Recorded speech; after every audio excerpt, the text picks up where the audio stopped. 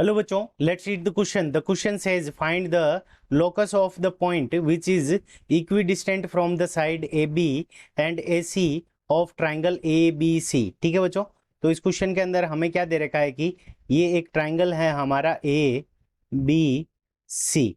ठीक है बच्चों, और जो हमें पॉइंट का लोकस मानना है वो क्या है कि AB और AC से दोनों से क्या है, इक्विडिस्टेंट है. ठीक है बच्चों, तो यहाँ पे हमने एक पॉइंट P ले लिया और उसकी जो डिस्टेंस है AB से और AC से, डिस्टेंस हमेशा परपेंडिकुलर डिस्टेंस होती है. तो यहाँ पे ये परपेंडिकुलर हो गया, ये पॉइंट हो गया M, और ये वाली जो पॉइंट है वो क्या है, N है. ठीक है बच्चों, तो हमें इस क्वेश्चन के अंदर गिवन क्या है, गिवन है PM is equals to PN. ये दोनों हमें क्या है, इक्विडिस्टेंट है, गिवन है. तो हमें क्या करना है, इस पॉइंट P का लोकस फाइंड आउट करना है. ठीक है बच्चों, तो इस क्वेश्चन के करने के लिए हम क्या करेंगे, की कंसेप्ट यूज करेंगे. की कंसेप्ट के अंदर हम क्या करेंगे, एक मेथड यूज करेंगे, और वो मेथड क्या है हमारा, हम ट्राइंगल्स को कॉन्ग्रुएंट करेंगे. ठीक है बच्चों, तो कॉन्ग्रुएंस, कॉन्ग्रुएंस ऑफ ट्राइंगल. ठीक है बच्चों, कॉन्ग्रुएंस ऑफ ट्राइंगल्स, तो उसको हम क्या करेंगे, यूज करेंगे. और कॉन्ग्रुएंस जब होते हैं दो ट्राइंगल, तो बाई सीपीसीटी उनके जो कॉरस्पॉन्डिंग पार्ट होते हैं वो क्या होते हैं, इक्वल होते हैं. तो इस चीज को हम यूज करेंगे.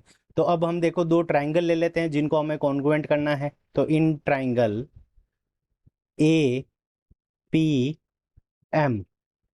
And triangle APN.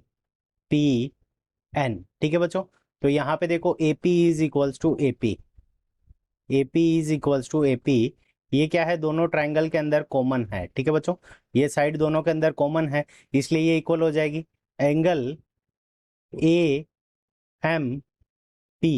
Is equals to angle ANP. Reason क्या होगा कि ये दोनों ही क्या है, 90 डिग्री के एंगल हैं, इसलिए ये दोनों क्या हो गए, इक्वल हो गए. और फिर हमें क्या गिवन है, PM is equals to PN, PM is equals to PN. तो यहाँ पे ये क्या है कि दोनों साइड्स क्या है, गिवन है, क्योंकि ये इक्विडिस्टेंट है पॉइंट P, तो ये गिवन है. तो यहाँ पे ये दोनों ट्राइंगल हमारे क्या हो गए, कॉन्ग्रुएंट हो गए. तो यहाँ से हम लिखेंगे triangle APM congruent triangle APN. ठीक है बच्चों, और रीजन क्या हो जाएगा, ये 90 डिग्री का एंगल है, इसके सामने की साइड ये हाइपोटेनियस, और तो RHS right hypotenuse side rule. ठीक है बच्चों, RHS रूल से ये दोनों ट्राइंगल हमारे क्या हो गए, कॉन्ग्रुएंट हो गए. जब दो ट्राइंगल कॉन्ग्रुएंट होते हैं तो उनके कॉरस्पॉन्डिंग पार्ट्स क्या होते हैं, इक्वल होते हैं. तो बाई सीपीसीटी हम क्या लिख सकते हैं, angle MAP is equals to angle NAP.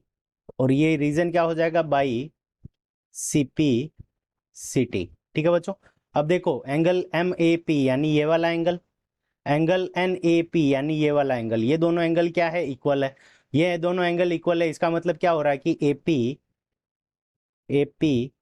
Is bisector, AP is bisector of angle A. ठीक है बच्चों, तो यहां से हमारे पास में क्या आ गया कि AP क्या है, एंगल A का बाइसेक्टर है. ठीक है बच्चों, तो इसका मतलब इसका लोकस क्या हो जाएगा, तो हमारा आंसर हो जाएगा locus, locus will be, locus will be angular, angular